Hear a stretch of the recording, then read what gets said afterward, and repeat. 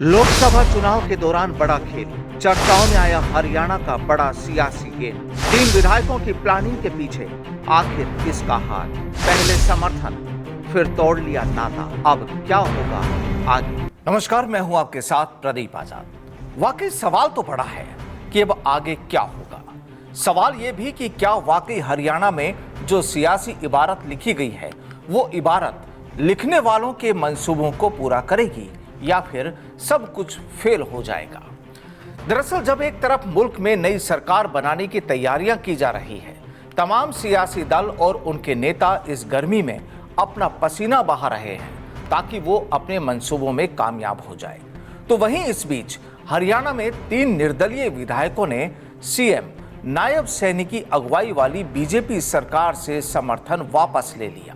ये 3 विधायक हैं पुंडरी से रणधीर गोलन, नीलोखेड़ी से धर्मपाल गोंदर और चरखी दादरी से विधायक सोमवीर सांगवान। आपको बता दें कि करीब 2 महीने पहले भाजपा जजपा गठबंधन टूटने के बाद भाजपा ने इन निर्दलीय विधायकों के समर्थन से सरकार बनाई थी, लेकिन अब तीनों विधायकों ने सरकार से अपना समर्थन वापस ले लिया। जाहिर है कि घमासान मचना था और मचा भी। इन्होंने पूर्व सीएम भूपेंद्र हुड्डा और कांग्रेस के प्रदेश अध्यक्ष उदय भान की मौजूदगी में कांग्रेस का समर्थन कर दिया और अब विपक्षी दलों ने सीएम नायब सैनी को इस्तीफा देने को कहा है। लेकिन वहीं सीएम सैनी और पूर्व सीएम मनोहर लाल खट्टर ने कहा कि सरकार को कोई खतरा नहीं है।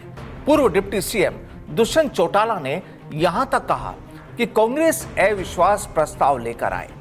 दरअसल अब सीएम कहते हैं कि सरकार अल्पमत में नहीं, कांग्रेस की इच्छा पूरी नहीं होगी।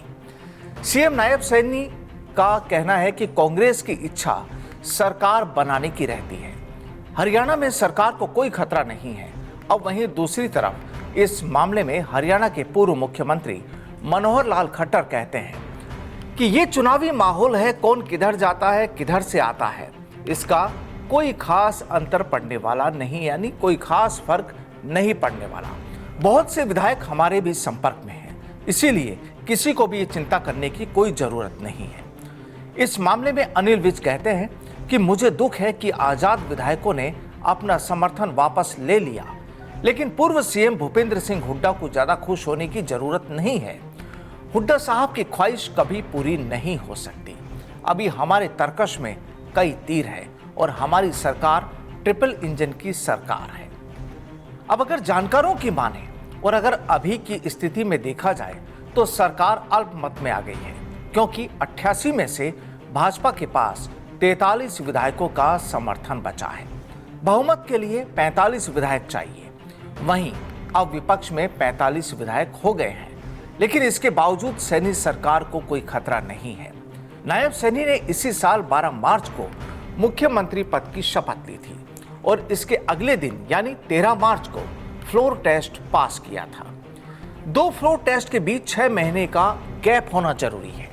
ऐसे में विपक्ष 13 सितंबर 2024 तक अविश्वास प्रस्ताव नहीं ला सकता है और इसी साल अक्टूबर नवंबर में हरियाणा में चुनाव होने हैं। लेकिन सियासत का खेला देखिए।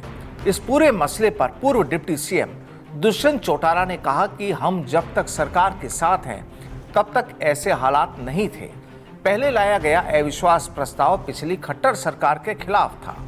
अब राज्य में नई सरकार बनी है तो इनके खिलाफ अविश्वास प्रस्ताव के लिए 6 महीने के गैप की जरूरत नहीं है। कांग्रेस अविश्वास प्रस्ताव लाए, हम उनका साथ देंगे। बहरहाल सियासत की कहानी को समझना आसान नहीं और इसी सियासी पिच पर कब कौन सी गोली फेंक दी जाए इसे जानना भी आसान नहीं।